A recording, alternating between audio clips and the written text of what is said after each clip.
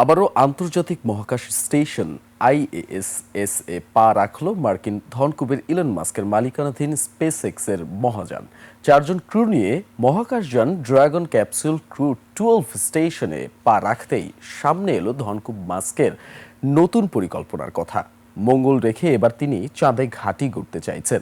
এদিকে ইলনের সাথে প্রতিযোগিতায় নেমেছেন আরেক মার্কিন ধনকুবের বেজোসের মহাকাশ কোম্পানি ব্লু অরিজিনও। নাসা সহায়তা করছে এই দুই কোম্পানিকে। আফসানুল্লাহ রিপোর্ট। শিয়া বাটার ও ভিটামিন ই সমৃদ্ধ লিলি বিউটি সোপ, তারুণ্যময় উজ্জ্বল ত্বকের জন্য। মহাকাশ স্টেশনে আবারও মানুষের পদচারণা।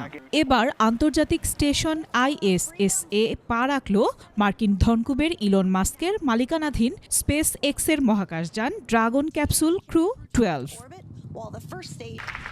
2002 থেকে স্পেস এক্স মহাকাশে যান পাঠানো শুরু করে।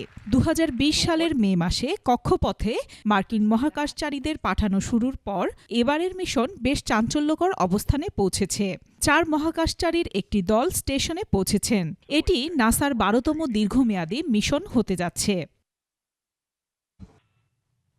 সম্প্রতি যুক্তরাষ্ট্রের 2 শীর্ষস্থানীয় ধনকুবের পাল্লা দিয়ে মহাকাশ সংক্রান্ত গবেষণার প্রতিযোগিতায় নামেন। ইলন মাস্কের মালিকানাধীন স্পেস এক্স চন্দ্রপৃষ্ঠে একটি চন্দ্রঘাঁটি তৈরির পরিকল্পনা করছে, আর আরেক ধনকুবের জেফ বোজেসের মালিকানাধীন সংস্থা ব্লু অরিজিন মহাকাশে তাদের লক্ষ্য পূরণের জোর তৎপরতা চালাচ্ছে। 2030 সালে চীনের পরিকল্পিত চন্দ্রাভিযানের আগেই চাঁদে মানুষ পাঠানোর নিজস্ব লক্ষ্য পূরণ করতে চাইছে সংস্থা দুটি। এরই প্রেক্ষিতে স্পেস এক্সের এই অভিযান। The first time we looked at the Earth was mind-blowing. Elon Musk জানিয়েছেন তিনি চাঁদে মুনবেজ আলফা নামে একটি ঘাঁটি গড়তে চান। পাশাপাশি চাঁদের পৃষ্ঠে স্যাটেলাইট বসানোর পরিকল্পনাও রয়েছে তার, যা এআই ভিত্তিক কম্পিউটিং নেটওয়ার্ক গড়ে তুলতে সহায়তা করবে।